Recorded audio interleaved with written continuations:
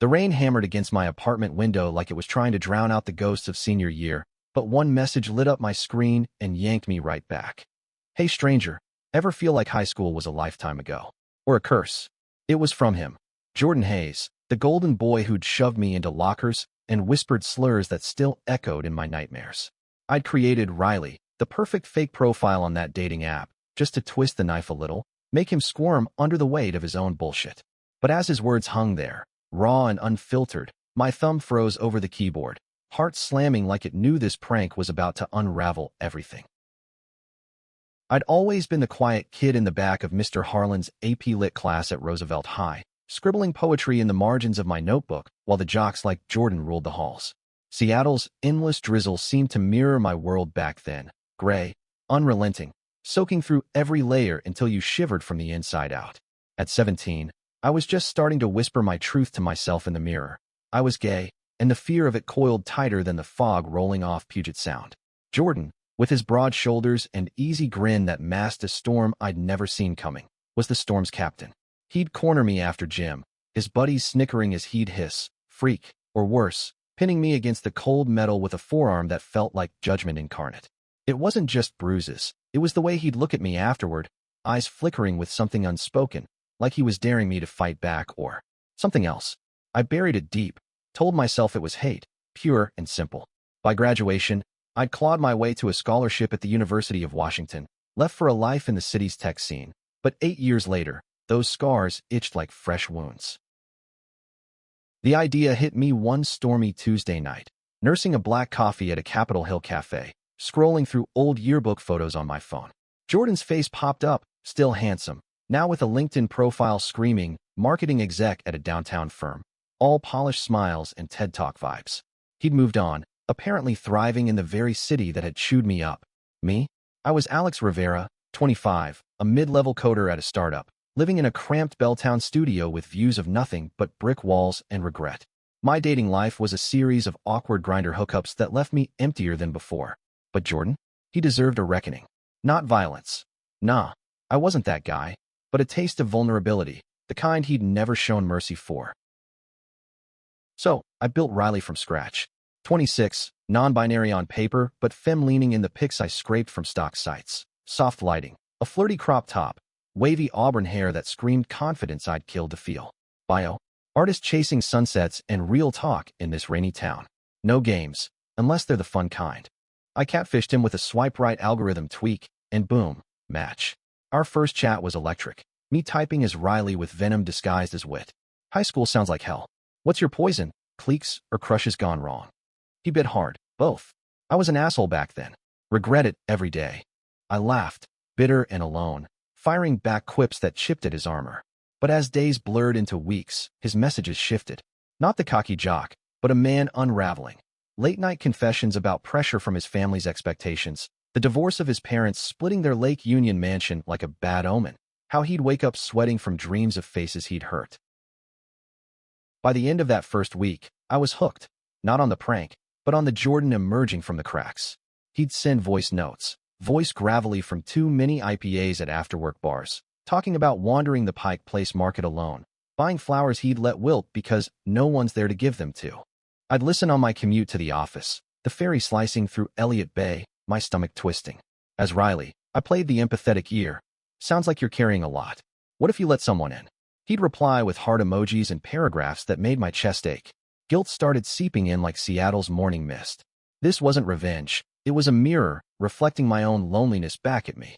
I'd stare at my reflection in the office bathroom, dark circles under brown eyes that had seen too much hiding, and wonder if I was the bully now, toying with a man who might just be as broken as I was. Week 2, the chats turned personal. He asked about Riley's past heartbreaks, and I wove in half-truths from my own life. The boy in college who ghosted after I came out to my abuela over tamales. The fear of loving too loud in a world that still whispered shame.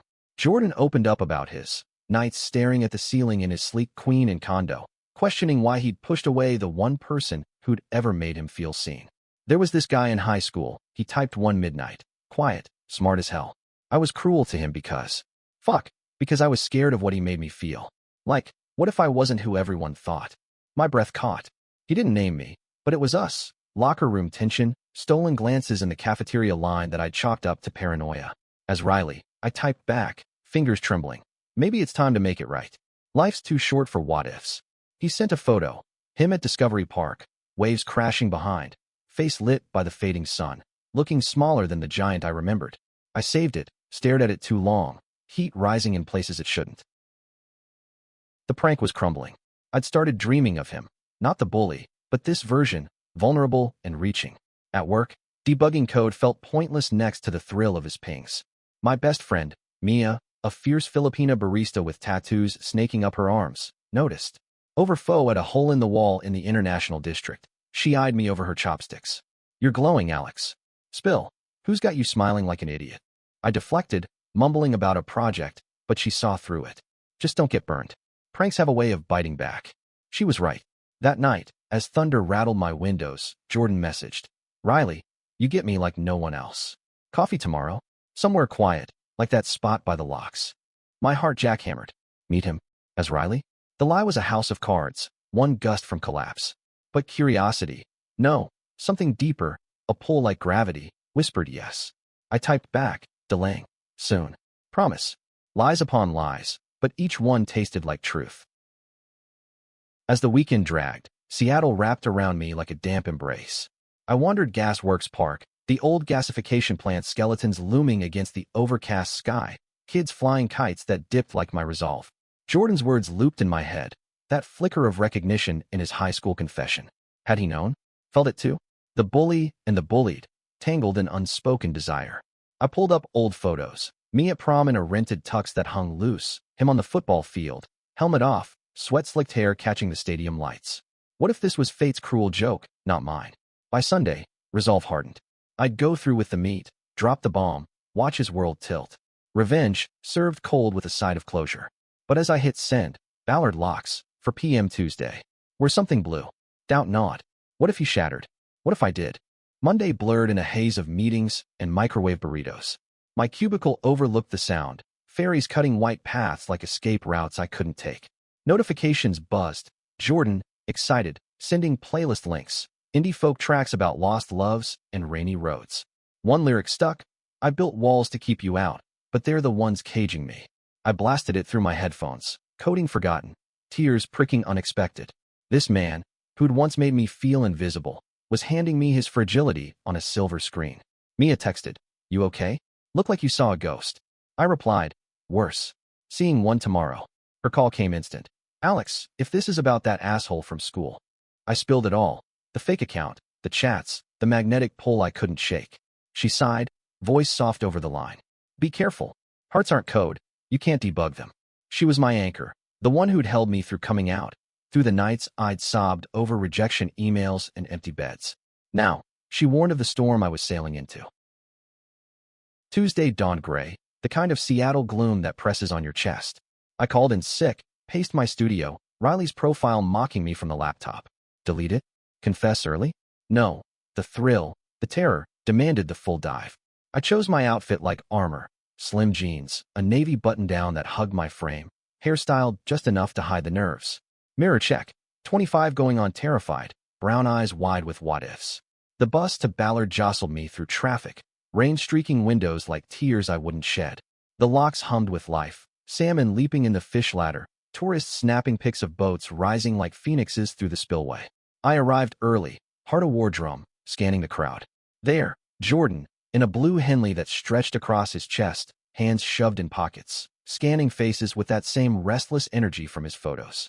Taller than memory, broader, but the jawline, the way his hair fell just so. It hit me like a wave. Desire, sharp and unbidden. He spotted me, or thought he did, and waved, a grin breaking uncertain. I ducked behind a salmon-viewing railing, pulse roaring. This was it. Step out as Alex, shatter the illusion. But as he texted Riley here, can't wait to see that smile. Something fractured. Not hate, not anymore. Curiosity? Longing? I typed from my real phone, hidden, running late. Be there soon. Stall. Then, legs moving on their own, I stepped into view. His eyes locked on mine across the crowd, confusion flickering to recognition, then, shock. Alex. His voice cracked, the word a lifeline or a noose. I froze, rain misting my face, the world narrowing to us. Bully and victim, stranger and soul, on the edge of something irreversible. The air between us crackled, heavier than the downpour threatening overhead. Jordan's face drained of color, blue eyes widening like he'd seen the dead walk. What the Riley? He stepped forward, then halted, fists clenching at his sides as if bracing for a punch that wasn't coming. I stood there, drenched in seconds, the lock's water rushing below like my regrets. Surprise, I said, voice steadier than I felt, though my knees buckled inside. Or should I say gotcha? But the words fell flat. No triumph. Just the hollow echo of a joke gone nuclear. He glanced at his phone, then back at me, piecing it. The photos, the voice notes I'd mimicked with a filter app, the stories that were mine, twisted through a lie. Hurt flashed raw across his features, twisting that handsome mask into something human, broken. You. All this time. Why? Why? The question hung, demanding truths I'd buried under layers of spite. Tourists milled past, oblivious, a family laughing as fish thrashed upstream. I gestured to a bench overlooking the ladder, away from the chatter. Sit. Or walk away. Your call. He hesitated, pride warring with curiosity, then dropped beside me, close enough that his knee brushed mine. Electric. Unwelcome. Wanted. The scent of his cologne, woodsy and clean, mixed with rain, stirring memories I'd tried to drown. High school. I started, staring at the water. You made it hell. Lockers. Whispers. The way you'd look at me like I was dirt. My voice cracked on the last word, and I hated it, hated the vulnerability leaking out. He winced, rubbing his jaw, stubble rasping under his fingers. I know. God, Alex, I've replayed it 1,000 times. I was drowning back then, Dad pushing football, Mom popping pills, and me, terrified of who I was. He paused, breath shaky. Of what you made me question. The admission landed like a stone in still water, ripples spreading through me. Question. Not hate, but the fear of it. I turned, meeting his gaze, those eyes, once weapons, now pleading. So you lashed out. Made me the villain in your story. Bitterness edged my tone, but underneath, a thaw. He nodded, slow, like it physically hurt. Yeah, and it's haunted me. When I match with Riley, it felt like a chance to fix something, even if I didn't know what. You listened. Made me feel. Seen. Irony twisted my gut. Seen, by the ghost he'd created. It was all fake. I lied, half true, until it wasn't. Your words, they got under my skin too. Silence stretched, broken only by the spillway's roar. Then, soft. I'm sorry, Alex. For everything. If I could go back. He trailed off, hand twitching like he wanted to reach, but didn't dare. We sat there as the sky darkened, rain pattering tentative on our shoulders. I expected anger, accusations, deserved them, but instead, stories spilled. His, the pressure cooker of a privileged family crumbling. How he'd come out to his sister last year, only for her to hug him and say, about damn time.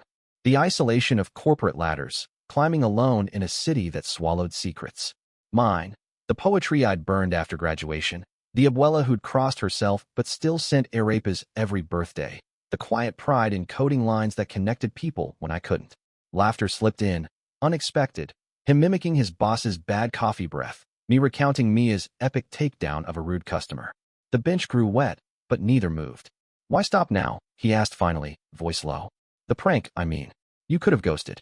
I shrugged, honest for once. Because maybe I didn't want to. Maybe Riley was the version of me that could talk to you without the baggage. He searched my face, something shifting, regret to resolve. Then let's drop the baggage. Dinner? Real talk, no apps. My pulse spiked, fear and fire tangling. Walk away safe. Or leap into whatever this was. Yeah, I said, surprising us both. But my pick, spicy Thai in Fremont. And you're paying for the bullshit. His grin returned, tentative, real. Deal. As we stood, his hand grazed my arm, lingering a beat too long, sending sparks. The walk to the bus was charged, small talk laced with undercurrents, shared memories of rainy field trips, the old arcade on Aurora that still stood. At the stop, he hesitated. This doesn't fix it, but it's a start. I nodded, throat tight. Yeah, a start. That night, Fremont's neon buzzed around us. Thai Palace, tucked between a tattoo shop and a vintage bookstore, aromas of lemongrass and chili wrapping us like a blanket.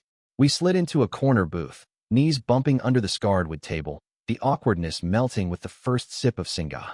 Jordan ordered pad CEW like he owned the place, but his eyes darted to mine, seeking permission in every glance. Tell me something true, he said over spring rolls, voice cutting through the clatter of plates. I chewed slow, weighing. I kept your yearbook photo. Not for hate, for wondering what if. His fork paused midway. Me too. Saw you at an alumni mixer last year. Froze like an idiot. The confession hung, spicy heat mirroring the flush on his cheeks. We dove deeper. His first kiss with a guy in college, fumbling and fervent behind a frat house. My abuela's quiet acceptance over video call, her rosary clicking like approval. Laughter bubbled. Him spilling sauce on his shirt. Me teasing. Some things never change, klutz. But shadows crept in with the tom yum soup. The bullying, he said, stirring slow. It wasn't just fear. Part of me, like the power. Over you. And that makes me sick. Vulnerability cracked him open, and I saw the boy beneath. The one who'd trembled in the locker room, not from strength, but from the war inside. It broke me, I admitted, voice raw. Made me hide for years. But look at us, still standing. His hand crossed the table then, tentative, fingers lacing mine. Warm, calloused from gym habits unbroken, it anchored me. No pull away. The server glanced, smiled subtle, Seattle's quiet allyship.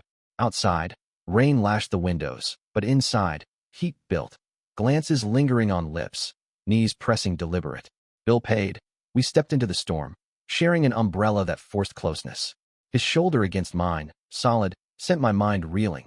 Fantasies I'd quashed years ago resurfacing. The walk to his car blurred streets into intimacy.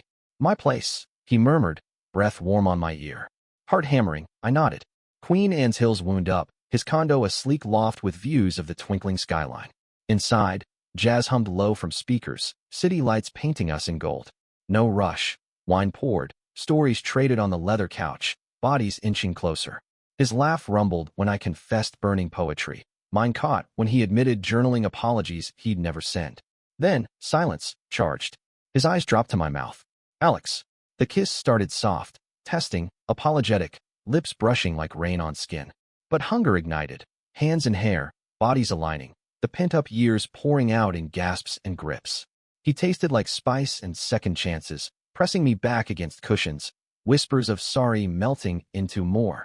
Clothes shed in a trail to the bedroom, skin on skin under sheets that tangled like our past. It wasn't just sex, it was reclamation, me taking back power, him offering surrender. Afterward, tangled and spent, his head on my chest, heartbeat sinking. Stay, he breathed. I did, dawn creeping pink over the sound, wondering if forgiveness could feel this fierce. Morning light filtered through blinds, painting Jordan's sleeping form in soft strokes. Lashes fanned, lips parted, the vulnerability of repose. I slipped out quiet, brewing coffee in his minimalist kitchen, the machine's hiss echoing my racing thoughts. Last night replayed in flashes, the arch of his back, the way he'd gasped my name like prayer. But dawn brought doubt. Had I forgiven too fast? Or was this the hook I'd needed all along? He stirred, padding and shirtless, hair tousled, and pulled me close from behind. Morning, mumbled into my neck, arms wrapping secure. Over mugs at the window, overlooking ferries slicing to Bainbridge, we talked logistics, not the fun kind, but the real. Therapy for him, processing for me. I want this, he said, I steady. You. Us. If you'll let me earn it. Mia's text buzzed. Alive? I replied. More than. Brunch. Her thumbs up emoji felt like blessing. The weeks blurred into a rhythm both fragile and fierce. Dates wove through Seattle's veins. Hikes in Discovery Park where we'd collapse laughing on damp grass. Hands intertwined. Poetry slams in Capitol Hill where I'd read verses inspired by his scars, his cheers drowning the applause. Jordan dove in, introducing me to his sister, Lena, over craft beers at a Fremont brewery, her hug fierce as she whispered, he's been a mess without you. Workdays ended with him at my door, takeout in hand, collapsing into movie marathons that devolved into makeouts on the floor. But cracks showed, nightmares jerking him awake, my flinches at loud voices echoing old fears. One night, after a gala where his hand lingered too long on a colleague's arm, innocent, but my brain screamed betrayal, we fought. Words flew like shrapnel. You think I'm still that bully? Sometimes it feels like you never left the playbook. Doors slammed, silence stretched till dawn. He showed up at my office next day, flowers wilting in the rain, eyes red-rimmed.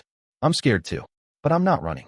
We rebuilt, slower, couples counseling in a cozy office near Pike Place, where tears mixed with truths.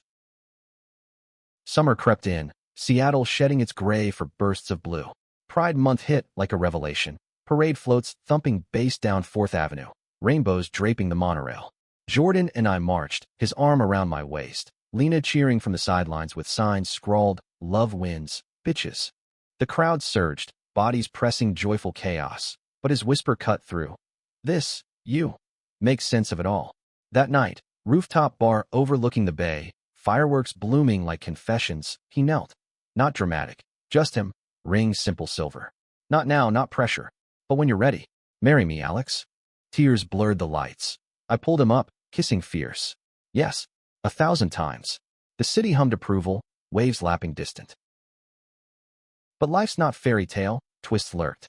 Fall brought Jordan's promotion, a transfer whisper to Portland, tearing at our roots.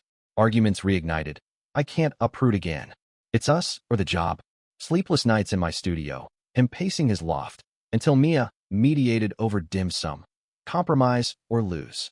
We chose hybrid. He remote 2 days, me weekend visits down I-5, bridges literal and figurative. Winter storms tested, but so did growth. Him volunteering at a youth center for queer kids, sharing his story haltingly. Me publishing that poetry chapbook, dedicating it to the boy who taught me forgiveness starts within.